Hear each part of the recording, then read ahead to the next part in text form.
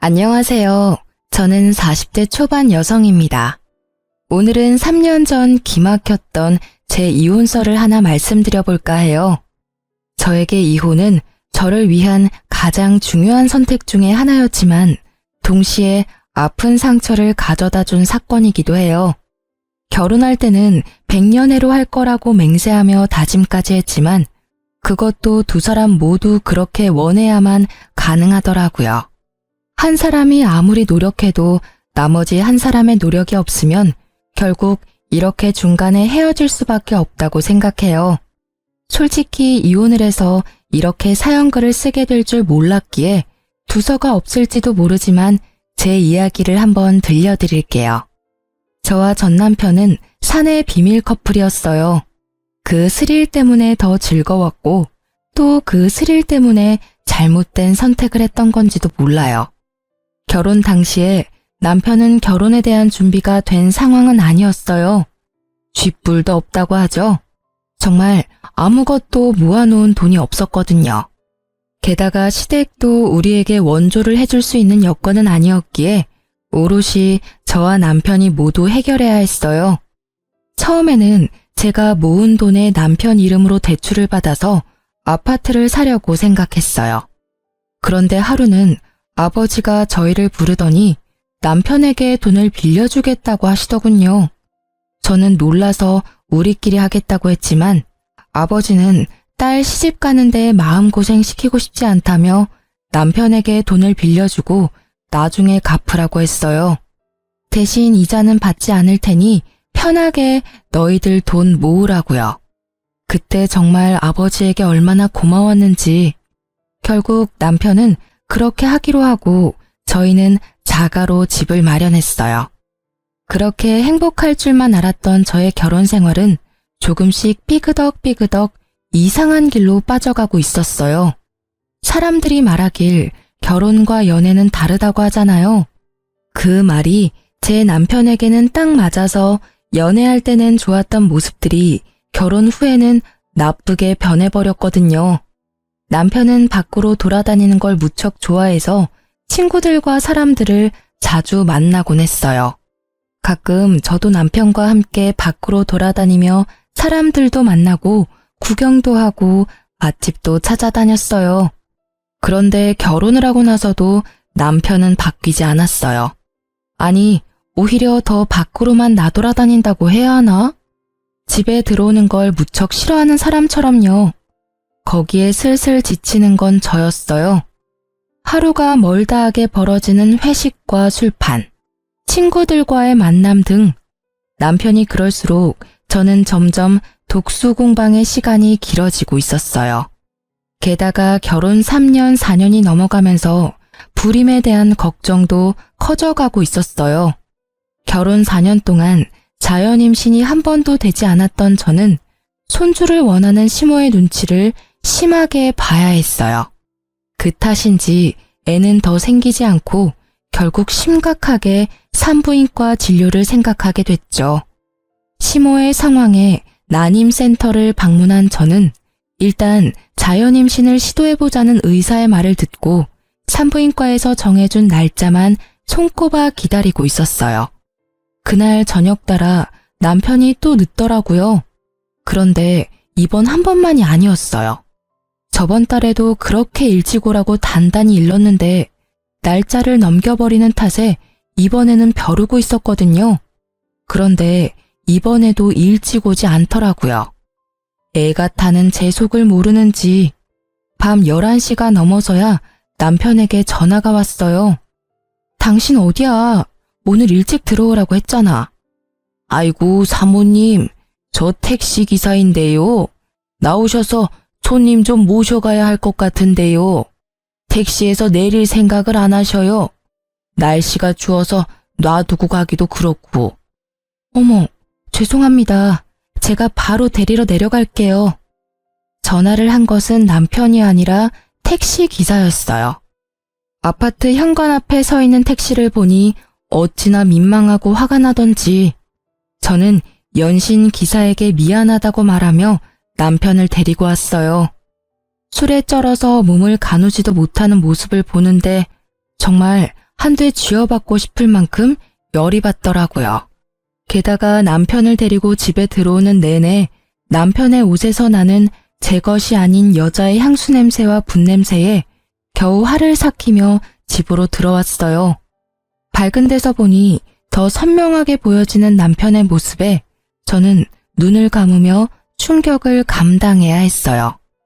옷깃에 덕지덕지 묻어있는 립스틱에 단정치 못한 옷차림이 딱 봐도 여자를 끼고 놀았던 것 같더라고요.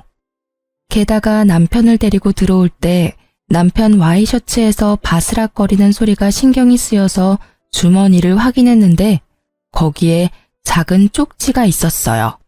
연락처 하나와 여자 이름이 적혀 있고 옆에는 하트 표시까지 딱 찍혀 있더라고요. 저는 그 연락처를 일단 다른 곳에 베껴 적어두고 남편 코트를 벗겼어요. 그리고 저는 한 번 더 열이 오르는 것을 느껴야 했어요. 양말이 거꾸로 신겨져 있었거든요. 일을 하면서 양말을 다시 신었을 리 없고 설사 100번 양보해서 다시 신었다 하더라도 제정신이라면 거꾸로 신었을 리 없었겠죠. 차라리 양말이 없었다면 제가 덜 화가 났을지도 몰라요. 애를 가지고 싶어 오매불망 남편만 기다려야 하는 제 사정이 이렇게 비참하고 짜증나는 일이 되어버려 저는 그날 분노의 눈물과 우라를 삼키며 잠도 제대로 못 잤어요. 그리고 다음날 아침 남편이 눈을 뜨자마자 저를 부르더군요. 여보, 나 물 좀 가져다 줘. 술이 안 깨네. 어제 숙취해소제도 먹었는데 늙었나 봐. 뭘 잘했다고 눈 뜨자마자 마누라 부르며 물을 찾는지 저는 열이 받아서 냉수를 컵 가득 받아서 비몽사몽한 남편 얼굴에다가 확 부었어요. 아, 차가워. 지금 뭐 하는 짓이야? 당신 미쳤어? 갑자기 물을 뿌리면 어떡해? 뿌릴만 하니까 뿌렸지. 지금 당장 냉수 마셔도 정신 못 차릴 것 같으니까 내가 뿌려준 거야. 정신 똑바로 차리고 이야기하라고. 무슨 이야기를 해? 아, 어제 늦어서 그런 거야? 오랜만에 친구가 연락 와서 한잔 좀 했어.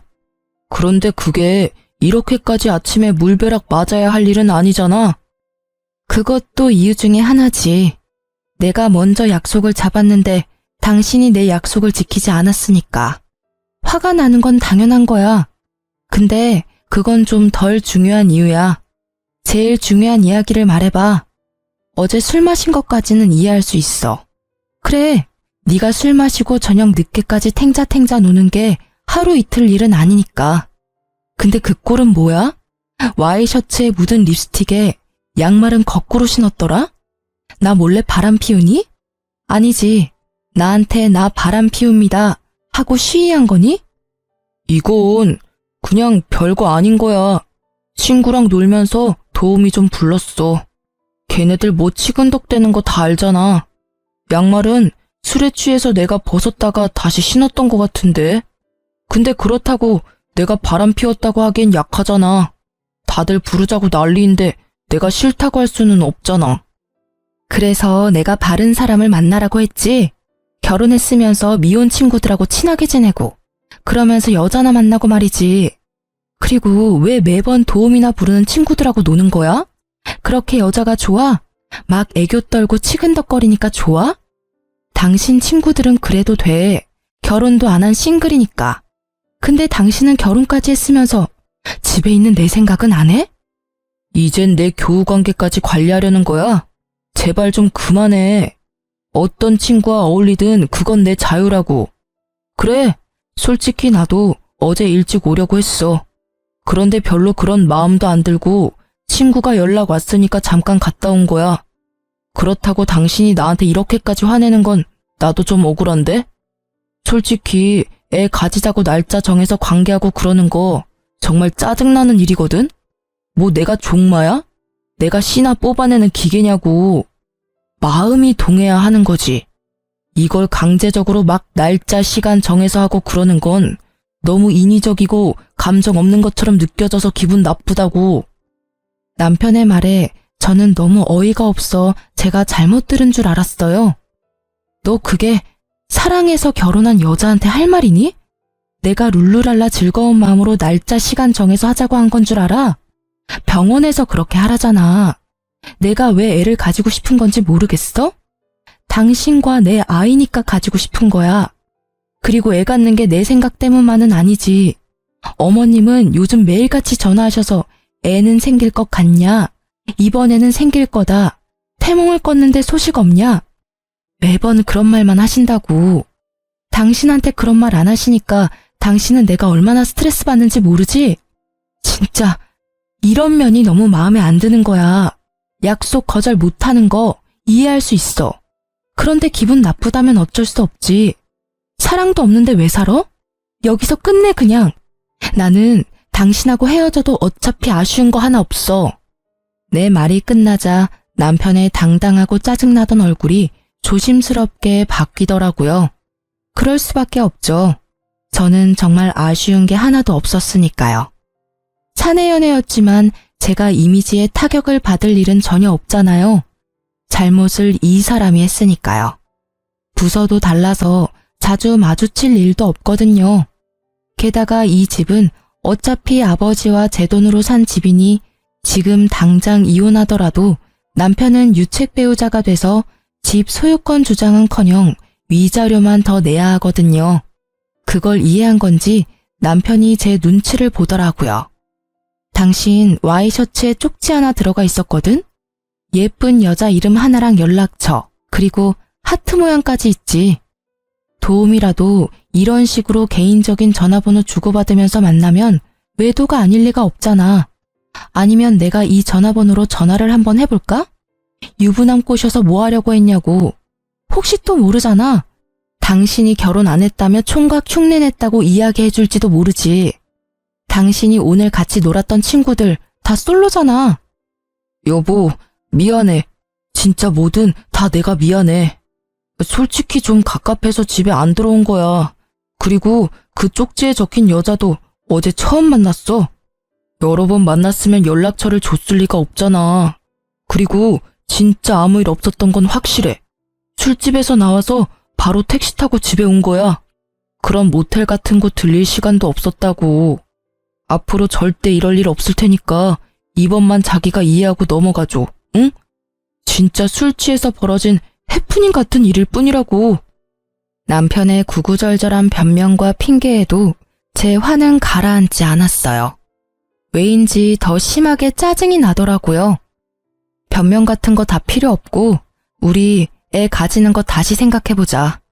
이 상태로 애 가져봐야 상처는 애만 받아. 집에 매번 늦게 들어오고 친구랑만 노는 아빠, 육아로 고생하면서 신경질만 느는 엄마. 어느 쪽이건 애한테 좋지 못한 건 맞고 당신 말대로 당신 종마 취급 당하는 건 싫다니 그것도 내가 이해해줄게. 그치만 나도 지금 당장은 당신이랑 즐겁게 살 맞대고 싶은 기분 아니거든? 다른 여자랑 치근덕거린 당신하고 옆에 있는 것도 솔직히 불쾌해. 그러니까 시간을 좀 갖자. 제 말을 들은 남편은 더 이상 아무 말도 하지 않았지만 어느 정도 제 말을 이해하는 것 같더라고요. 그리고 그날 이후 남편은 회식도 친구와의 모임도 모두 자제하고 집에 일찍 들어오려고 애쓰더라고요. 그게 눈에 보이니 계속 화내고 있는 것도 좀 미안해지기도 했고 솔직히 조금 치사한 방법이긴 했지만 남편이 제정신을 차렸다고 생각했기에 마음은 좀 편해졌었죠. 그렇게 성실해진 남편은 매일 제 눈치를 보더라고요. 그리고 그 이후 한 달쯤 지났을까요? 명절 며칠 전쯤 갑자기 아버지에게서 전화가 왔어요. 나다. 미국에 있는 네 오빠 어제 한국 들어왔는데 연락됐니? 어? 오빠 한국 들어왔어? 아, 나한테 연락 먼저 하라니깐. 나 결혼하고 나서는 연락도 잘 안 되더라고. 남편한테 소개시켜준데도 극구 싫다고 해서 우리 그이는 아직도 나한테 오빠 있는지 모르는데 언제까지 숨겨야 될지 모르겠어. 근데 성이 다르니까 소개하면 우리 집 재혼 가정인 거 금방 알 테고. 제가 남편에게 숨기는 것 딱 한 가지는 저희 집이 재혼 가정이라는 것이었어요. 시댁에서 싫어하실까봐 조심스럽게 말한다는 게 아직까지 이야기 못해서 비밀이 되어버린 거죠. 오빠는 어머니가 이혼한 전 남편 사이의 자식이거든요. 서로 아버지는 다르지만 여느 가족들과 다름없이 잘 지내고 있어요. 마음의 준비가 되면 말해. 아직까지는 재혼 가정이라고 하면 싫어하는 집이 더 많아. 그리고 어차피 네 오빠는 미국에서 계속 살 거라고 하던데? 한국에는 잠깐 들어왔다가 다시 나간단다. 그 전에 얼굴 보고 회포라도 풀어. 그래도 오랜만에 만나는 동복 오빠인데 할 이야기도 많을 거 아니야? 고마워 아빠. 오빠랑 나 자주 만나게 해줘서 엄마도 엄청 고마워하거든. 일단 내가 오빠한테 전화해 볼게. 오빠 시간 되면 가족 다 같이 밥이라도 먹어요. 내일 시간 비오나요?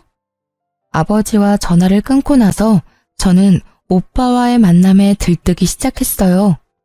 오랜만에 보는 오빠라 하고 싶은 말도 듣고 싶은 말도 많았거든요. 오빠가 저를 너무 많이 기특해해서 저도 오빠에게 기댄 적이 많았으니까요. 남편에게 어떻게 이야기할까 고민하다가 결국은 남편에게는 친척을 만나러 갔다 오겠다며 거짓말을 하고 오빠를 만나러 갔어요. 오빠, 오랜만이야. 잘 지냈어? 그럼, 너도 잘 지내지? 나야 뭐 그렇지. 참, 너한테 부탁이 있는데 오빠 한국에서 처리해야 할 관공서 업무가 많거든? 그러니까 나 좀 도와줘라. 몇 년 나가 있었던 탓인지 아무것도 모르겠네. 한 2, 3일 정도 낮에만 좀 도와줘. 그렇게 해주면 이 오빠가 용돈 두둑히 챙겨줄게. 아싸, 용돈이라니. 얼마 만에 받아보는 거야? 역시 내 생각 해주는 건 오빠뿐이야. 오빠의 말이 저는 고맙기만 하더라고요. 이번에 보면 또 언제 볼 수 있을지 모르는 데다가 저한테 용돈을 챙겨주고 싶어서 이렇게 안내를 부탁한다는 걸 알고 있었거든요. 어릴 때도 오빠는 저한테 별것도 아닌 부탁을 하고는 꼭 마지막에 알바로 번 용돈을 쥐어주곤 했거든요. 알았어. 연차 쓰고 오빠를 위해 안내역 해줄게. 그래. 그럼 오늘은 식사부터 할까? 그러고 보니 어디 호텔에 괜찮은 레스토랑 생겼던데 거기서 식사나 할까? 거기는 가격이 좀 싼데도 맛집 많아. 내가 우리 동생한테 사주고 싶어서 그렇지. 자, 가자. 저는 오빠와 식사를 맛있게 하며 오랜만에 스트레스를 풀었어요. 식사 마지막에는 저와 남편 선물까지 주더라고요. 한 번도 못 본 매부에게까지 선물을 해주는 오빠의 마음 씀씀이에 너무 고마웠어요. 그렇게 저는 이틀을 연차를 쓰고 오빠의 안내역을 해줬어요. 말만 안내역이고 오히려 가족 여행에 더 가까웠죠. 친정 부모님까지 모시고 맛집도 다니고 오랜만에 느긋하게 시간을 보내니 스트레스가 좀 풀리더라고요. 그렇게 오빠를 미국으로 보내고 며칠이 지났을까? 남편이 점점 옛날처럼 늦게 들어오더라고요. 워낙 노는 걸 좋아했으니 어쩔 수 없이 되돌아간다고 생각한 것도 잠시 점점 저한테 차가워지는 느낌을 받았어요. 뭔가 의심스러운 기색이 있어서 벼르고 있었지만 꼬리를 잡을 수는 없었어요. 그런데 그 꼬리가 너무 의외의 곳에서 잡혀버렸죠. 하루는 배달이 왔어야 할 새벽 우유가 아침에 보니 사라졌더라고요. 분명히 업체에서는 새벽에 배달을 했다고 하고요. 평소 우유를 마시지 않는 남편이 가져갔을 리 없다고 생각한 저는 분실 사건이라고 생각하고 범인을 어떻게 잡을까 생각하고 있었어요. 일하는 내내 그 생각을 하다가 아파트 CCTV, 엘리베이터나 계단에 찍혀있지 않을까 하는 생각이 들었죠. 그래서 퇴근하고 불이 나게 아파트 관리사무소로 향했어요. 우유가 없어졌다고 양해를 구한 뒤 저는 CCTV를 돌려봤어요. 그러다가 두 눈으로 믿을 수 없는 광경을 목격했어요.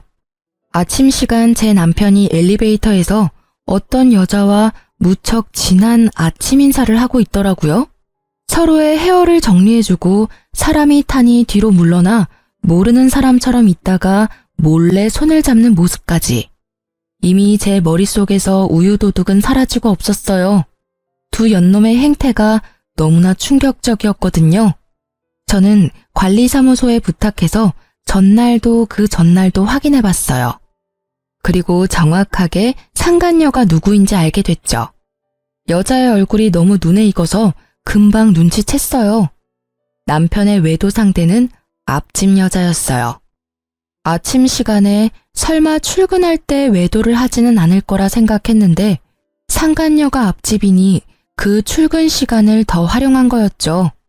등잔 밑이 어둡다는 말이 딱 맞더라고요.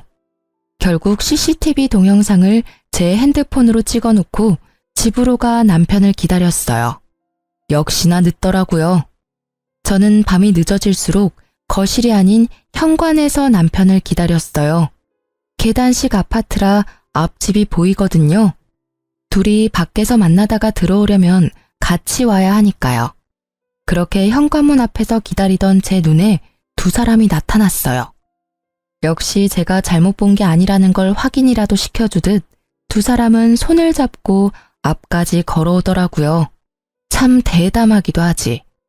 같은 층에 두 사람의 남편과 아내가 있는데도 저렇게 애정 행각을 하다니. 남편은 여자를 집으로 돌려보낸 뒤 저희 집 도어락 비밀번호를 누르더군요. 우와씨, 깜짝이야. 여기서 뭐 하는 거야? 남편이 놀랐는지 제게 소리치더라고요. 들킬까봐 놀란 건지도 모르죠. 저는 남편에게 조용히 말했어요. 당신 요즘 늦네? 설마 또 바람 피는 거야? 제 말에 깜짝 놀랄 줄 알았던 남편이 잠깐 멈칫하더니 심드렁한 표정으로 그냥 소파에 앉더라고요. 그 여유 있는 몸짓에 차분하게 말로 하려던 제 인내심이 뚝 끊겼어요. 그 태도는 뭐야? 내가 묻잖아. 당신 바람 피냐고. 아, 너 의처증이야? 매번 이런 식으로 나 힘들게 하면 기분이 좀 나아져? 친구 만나고 회식하는 거 좀 줄여줬잖아. 그럼 이쯤에서 만족을 좀 해. 어떻게 모든 걸 너한테 맞추면서 살아? 그리고 내가 이 말까지는 안 하려고 했는데 너야말로 바람 피는 거 아니야? 굉장히 당당하네. 당신은 바람 핀 적이 없고 바람은 내가 폈다는 게 당신 주장인 거네. 그런 이야기를 할 만한 근거는 있는 거지? 어디 이야기해봐. 들어는 줄게. 저는 남편이 이렇게 당당한 이유가 정말로 궁금했어요. 화가 나는 것과는 별개로 무엇을 갖고 있길래 저렇게 자신 있어 보이는가 싶었죠. 제 말에 남편은 자켓 안주머니에서 사진 몇 장을 꺼내서 탁자에 던지더라고요. 그 사진을 보는 순간 저는 어이없음과 불쾌함을 동시에 느꼈어요. 이건 뭐야? 너 나 뒷조사한 거야? 네가? 놀랐지? 그럴 줄 알았어. 바람 피우다가 딱 걸리니까 어때?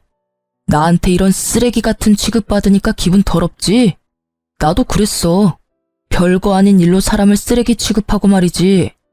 마누라 바람 피는 거 보니 내가 왜 그렇게 했었나 싶기도 하고 자괴감이 드네. 솔직히 말하면 나를 종마 취급하는 데다 의처증까지 가진 당신이 바람까지 피워준 덕분에 당신은 유책 배우자가 확실해졌어.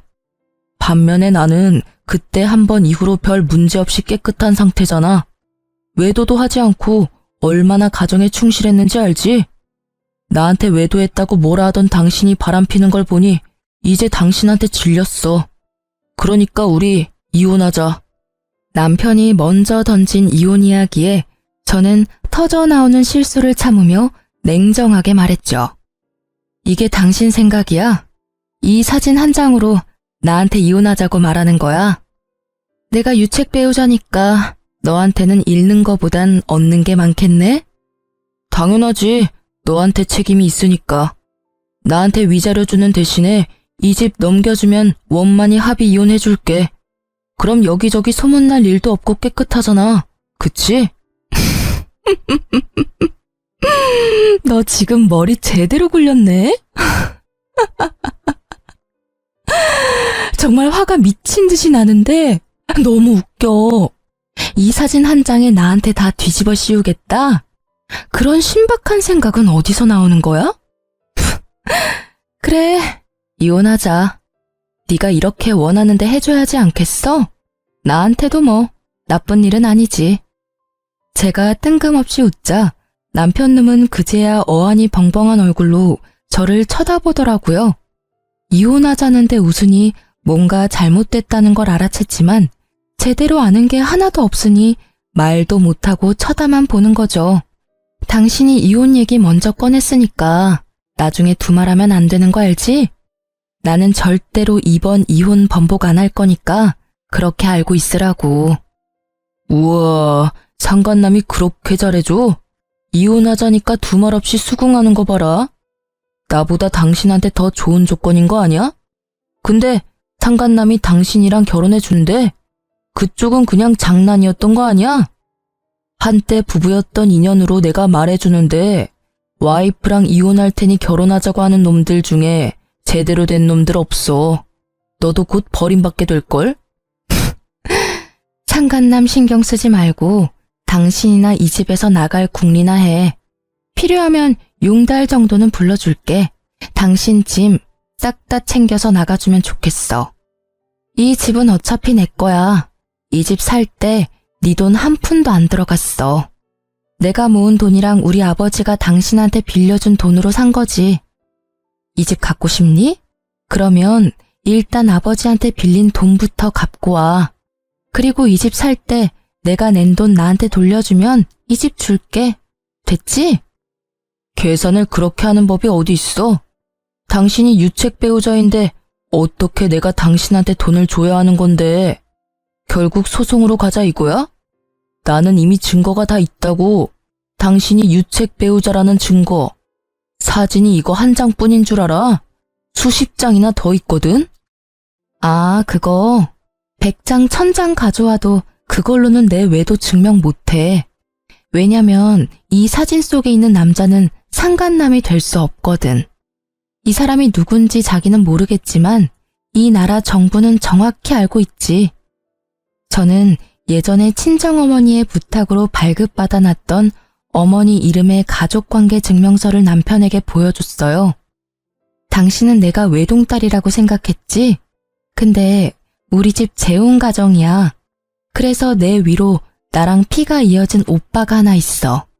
그 오빠는 성이 달라. 엄마의 전 남편 아들이거든. 이름 어디서 본 것 같지 않아? 내 뒷조사한 사람이 이름 말해줬지? 그럼 답 나왔잖아. 당신이 찍어온 사진에 있는 사람은 우리 오빠야. 누가 일한 건지 일을 제대로 못했네. 친정 부모님이랑 다 같이 밥도 먹고 놀러 가고 그랬는데 나랑 오빠 사진만 딱 찍어온 걸 보면 오히려 당신 엿먹이려고 그런 건가 싶기도 하고. 제 말이 이어질수록 남편의 느긋한 인상이 점점 심각하게 바뀌는 게 참 웃기더라고요. 알아보려면 좀 더 끝까지 팠어야지 이 나쁜 놈아. 나를 유책 배우자로 만들고 이 집 뺏어갈 작정이었어? 근데 이를 어째? 내가 유책 배우자가 아닌데? 당신이 이 집 가져가려고 계획한 거면 빨리 머리 굴려야 할 거야. 내가 가지고 있는 걸 보면 당신은 이 집에서 갖고 갈 수 있는 게 하나도 없을걸? 오히려 위자료로 몇 천쯤 준비해야 할 텐데 괜찮겠어? 남편은 소파에서 내려와 내 앞에 무릎을 꿇었어요. 처음 보는 모습이었어요. 그런데 얼마나 꼴보기가 싫던지. 그런 내 생각은 꿈에도 모른 채 남편은 열심히 저에게 빌더라고요. 여보, 내가 아주 잠깐 미쳤었나 봐. 진짜 미안해. 잠시만 내 말 좀 들어봐. 나 진정하고. 당신, 너라고 하던 남편놈은 불리한 상황이 되니 저를 여보라고 부르더라고요. 가증스러운 놈. 그 모습을 보는데 어찌나 찌질해 보이던지요. 나 지금 지극히 냉정한 상태야. 이보다 더 차분할 수가 없어. 그래, 오늘 이 집에서 나가면 이혼 서류는 시댁으로 보내줄까? 아니지, 앞집으로 보내면 되지 않겠어? 앞집 여자랑 필요 이상으로 친하잖아. 제 물음에 남편 얼굴이 허옇게 질려버리더라고요. 제가 모를 줄 알았나 봐요. 하긴 저도 우유가 아니었으면 영원히 몰랐을 수도 있죠. 역시 앞집 여자 이야기를 꺼냈더니 미안하니 뭐니 변명하려던 남편 입이 꾹 닫혔어요. 그리고는 눈동자만 떼굴떼굴 굴리며 이 상황을 어떻게 빠져나가야 할지 궁리하더라고요. 빠져나갈 구멍을 못 찾게 저는 남편 놈 앞에 CCTV를 촬영한 영상을 떡하니 보여줬어요. 그걸 보더니 눈을 딱 감더라고요. 이걸 변명할 수는 없을 테니까요. 안 들킬 거라고 생각했어? 그래, 나도 몰랐을 거야. 설마 아침에 저렇게 대담하게 바람을 필 줄이야? 정말 뒤통수 제대로 맞을 뻔했지. 그런데 오늘 아침에 누가 우유를 딱 가져가는 바람에 도둑 잡으려다 당신 외도 장면 잡은 거야. 누가 가져간 건지 보면 절이라도 해주고 싶네. 동영상 진짜 잘 찍혔지? 손 잡는 거 보니까 아주 죽고 못 살아, 그지? 이걸 보고도 당신이 유책 배우자가 아니라고 할 사람이 있을까? 근데 관리 사무실의 CCTV는 보관 기간이 며칠이려나 모르겠네. 그거 확인하면 언제부터 바람핀 건지 확인할 수 있을 텐데. 여보, 진짜 미안해. 내가 진짜 다 잘못했어.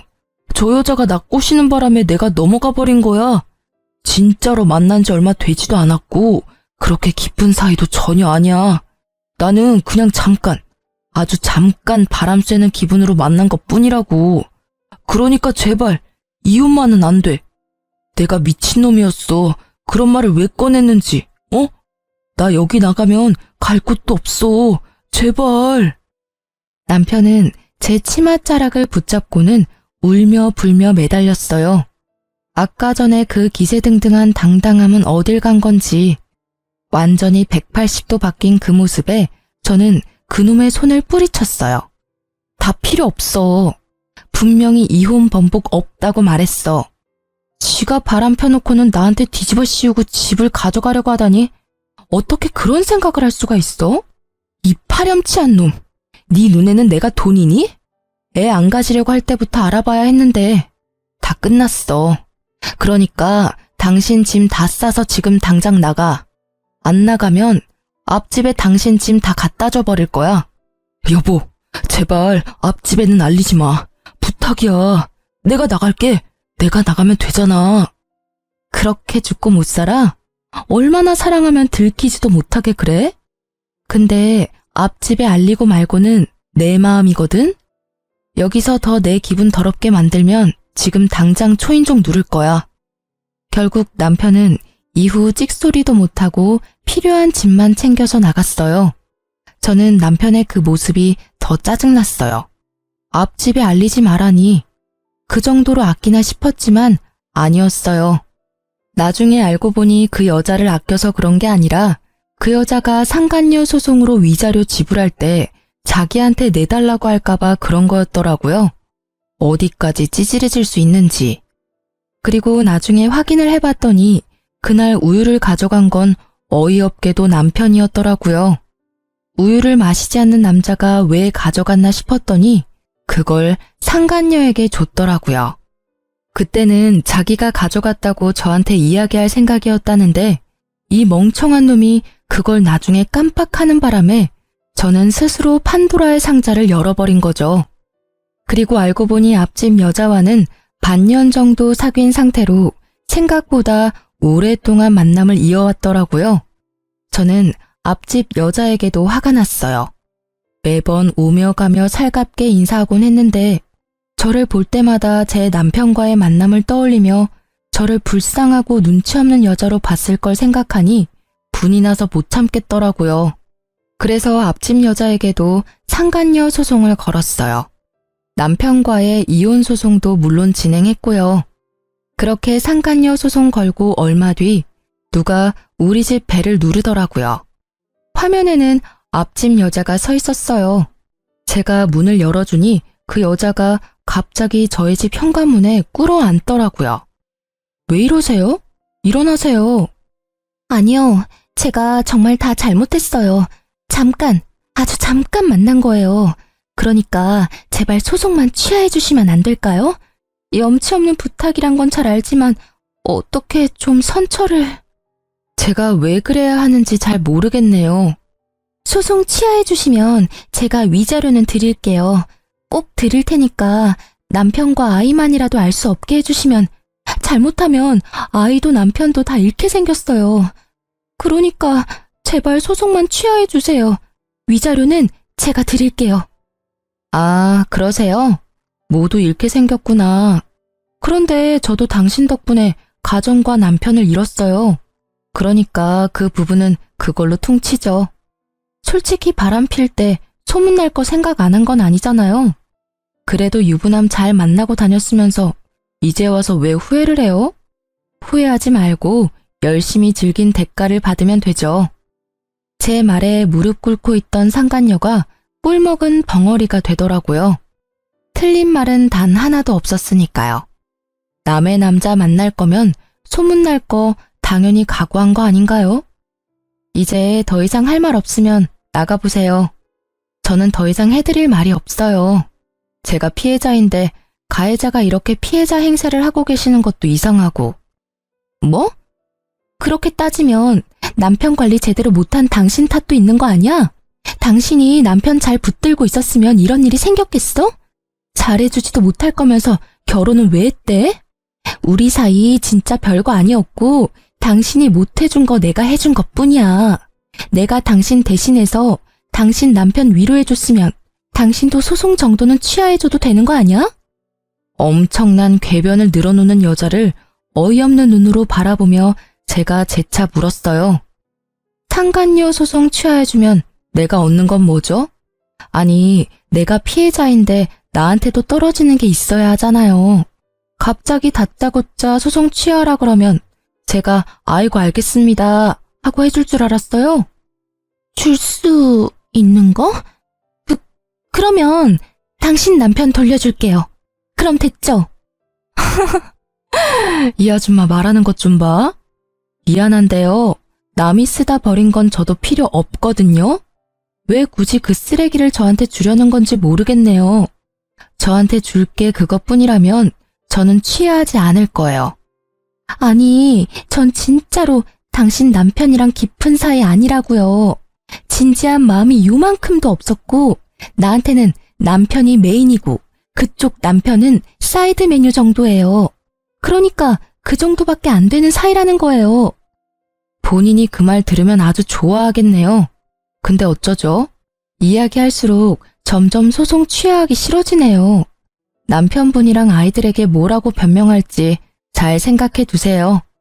그럼 이만 나가주세요. 주거 침입으로 신고하기 전에. 나사가 하나 빠진 것 같은 상간녀와의 만남을 끝으로 이혼 과정이 빠르게 진행됐어요. 제가 예상한 대로 남편놈은 제게 위자료를 물어주게 되었고 우리 집에 대한 소유권도 주장하지 못하게 됐죠. 그리고 상간녀 소송에서 상간녀가 저에게 위자료를 지급하라는 판결이 난 뒤 앞집에서는 큰 소리가 자주 나더라고요. 보암 소리와 싸우는 소리, 우는 소리도 나고요. 그리고 얼마 지나지 않아 앞집은 이사를 갔어요. 저는 딱히 이야기한 바가 없는데 아파트에 소문이 났던 것 같아요. 이사 가는 날 상간녀의 모습은 보이지도 않고 상간녀의 남편은 저와 마주치자 고개를 푹 숙이고는 제 얼굴을 보지 않은 채 지나갔어요. 솔직히 상간녀의 남편을 보면서 마음이 편하지만은 않았어요. 제가 소송을 취하했더라면 저 가족은 거짓이더라도 행복을 유지할 수 있었을 텐데 하는 마음도 있었죠. 그렇다고 해서 제가 모든 걸 희생해야 하는 게 당연한 것도 아니잖아요. 정말 외도라는 건 남겨진 사람에게 비참함과 수치스러움을 주는 것 같아요. 그걸 고스란히 느끼고 있는 저였기에 그 상간녀의 남편 행동도 이해는 갔어요. 그리고 전 남편과 같은 회사에 다니는 저는 전 남편과의 이혼을 알리지는 않았어요. 저도 그런 눈빛 받는 게 싫었거든요. 그런데 전 남편의 바뀐 주소지 때문에 직장 내에서 이런저런 추측들이 있었던 것 같더라고요. 물론 저와의 냉랭한 분위기도 한몫했겠지만 제 주소가 그대로인데 남편만 바뀐 걸 보고 뭔가 문제가 있었다는 걸 다들 눈치챈 것 같았어요. 그런데 그 뒤에 진짜 웃긴 일이 있었어요. 같은 부서에서 일하는 직원이 조심스레 저한테 다가와서 말을 걸더라고요. 같은 부서지만 친하게 지내지는 않았고 솔직히 일보다는 소문을 더 좋아하는 성격이시라 조용한 저와는 크게 접점이 없었던 탓에 약간 의아했죠. 그런데 다짜고짜 묻더라고요. 저기, 정말 이혼한 거 맞아요? 네, 맞아요. 솔직히 이제는 별로 말하기 힘든 일도 아니에요. 궁금한 거 있으면 물어봐요. 아니, 궁금한 게 있는 건 아닌데, 지금 저쪽 부서 난리 났거든요. 왜요? 요즘에 이혼이 뭐 그리 대단한 이슈라고. 그게 아니라, 얼마 전에 이혼 확실하다고 이야기 나왔잖아요. 그 뒤로 그 부서에 그 사람 애인이라고 주장한 사람이 글쎄 3명이나 된대요. 진짜 대단하지 않아요? 어떻게 동시에 3명을 만나죠? 3명이 아니라 최소 5명이겠죠. 저와 상간녀까지 포함하면 말이죠. 아, 이혼 전에 오피스 와이프들의 존재를 알았어야 했는데. 그러면 위자료를 몇 명한테 더 받을 수 있었을지도 모르죠. 저는 그 이야기에 웃음밖에 안 나오더라고요. 저와 결혼까지 가지 않았다면 저도 그 수많은 오피스 와이프들 중 하나였을 거라는 생각이 들었거든요. 비밀 연애를 하는 이유가 외도를 숨기기 위함이었다니. 결혼 후에도 그 많은 여자와의 관계를 유지하기 위해서 저녁에 집에 올 시간이 없었던 모양이에요. 그런데 갑자기 그 숨겨진 여자들이 자기가 애인이라고 두 손 들고 나선 이유가 있더라고요. 바로 제가 사는 그 집이 그 남자 소유라고 생각한 것 같더라고요. 그래서 여자들이 바로 기정사실로 만들려고 한 것 같은데 알고 보니 그 애인이 한둘이 아니어서 그 난리가 난 거였어요. 전 남편은 알고 보니 제가 품을 수 없을 만큼 큰 사람이었어요. 애정이 얼마나 많으면 그 많은 여자를 동시에 만날 수 있었는지 제가 이혼한 것도 당연하다는 생각이 들었어요. 아니, 처음부터 인연이 아니었던 건지도 모르죠. 그냥 수많은 여자의 하나로 끝났으면 그렇게 비참한 꼴은 당하지 않았을지도 모르는데. 그렇네요. 근데 이렇게 같은 직장이 있으면 힘들지 않아요? 괜히 신경 쓰이고 그럴 텐데. 제가요? 저는 별로. 신경 많이 쓰이는 사람이 먼저 나가겠죠. 저는 크게 신경 안 써요. 그리고 오피스 와이프가 100명이건 1000명이건 저랑은 이제 관계없는 사람이고요. 그분도 이제는 싱글이니 어떤 여자든 만날 권리가 있죠. 우와, 대단해요. 어떻게 그렇게 쿨하게 생각할 수가 있죠? 본받아야겠어요. 직원에게는 그렇게 말했지만 사실 쿨하다기보다는 이제 그냥 관심이 없어진 거에 불과했어요. 나랑은 연이 없는 사람이고 뭘 하든 나하고 연관될 일 없을 거라고 생각하니 차라리 마음이 편안했거든요. 부서가 달라서 얼굴을 자주 못 보는 것도 다행이긴 했고요. 결국 의자왕으로 등극한 전 남편의 어마어마한 여성 편력으로 그 부서는 그렇게 한바탕 뒤집어지고 전 남편은 천하의 나쁜 놈이 되어버린 채 이후 회사에서 퇴사했어요. 스스로 나간 것으로 되어 있었지만 실제로는 권고 사직이라고 하더라고요. 하긴 결혼한 시기에 바람을 핀 것 정도면 회사에서 개인사로 치부할 수 있겠지만 여직원들이 4~5명이나 한 남자와 연관되면 회사 차원의 일이 되어버리니까요. 그렇게 나가고 어디로 취직했는지 뭐라고 지내는지는 들은 적 없어요. 다만 자주 만나던 친구들과도 만나지 않는다는 걸 보니 어지간히 경제적으로 힘든 모양이더라고요. 이혼했을 때는 정말 별의별 생각이 다 들었거든요. 우리에게 아이가 있었으면 좀 달라졌을까? 내가 좀 더 예쁘게 꾸미고 치장했다면 달라졌을까? 뭐 이런 생각들요. 그런데 그런 생각은 할수록 점점 우울해져 가기만 하더라고요. 사랑이라는 건 꾸며서 되는 건 아니잖아요. 있는 내 모습 그대로를 사랑해줄 사람을 찾아야 하는데 그 남자에게 저는 사랑의 형태가 아니라 돈이었던 것에 불과한 거죠. 가만히 생각해보면 그 집 하나 때문에 저와 결혼한 건 아닐까 하는 생각도 해요. 그렇게 많은 여자들이 있는데 왜 나와 결혼했을까 생각해보면 딱 답이 나오잖아요. 저는 혼자가 된 뒤로는 혼자가 편해서 비용까지 생각했었는데 아버지가 저에게 그런 놈 때문에 인생 포기하기엔 제가 너무 아깝다며 사람을 소개시켜줬어요. 아버지가 잘 아는 사람이라서 믿음이 가기는 했는데 제가 워낙 크게 남자에게 대었던지라 쉽게 마음을 내놓지는 못하겠더라고요. 그렇지만 꾸준하게 저와 연락해주고 저를 최우선으로 생각하고 행동하는 그 사람 모습에 연애 2년을 끝으로 재혼을 하게 됐어요. 결혼하고 나니 더 가정적이고 저를 사랑해줘서 지금은 사랑받는 세댁으로 행복하게 보내고 있답니다. 그리고 여담이지만 만난 지 2년 만에 아이가 생겨서 귀여운 아들 하나 낳고 잘 살고 있는 중이에요. 이렇게 잠든 아이를 바라보면 제가 지금 잘 빠져나왔다는 생각을 하곤 해요. 저처럼 이혼을 해야 하나 말아야 하나 고민하는 분들이 계시다면 다른 것 말고 나 자신부터 생각해 주세요. 그래야 나중에 나를 지킬 수 있거든요. 글로 쓰다 보니 엄청 길어졌네요. 제 글이 누군가에게는 도움이 되었으면 좋겠어요. 다들 읽어주셔서 감사합니다.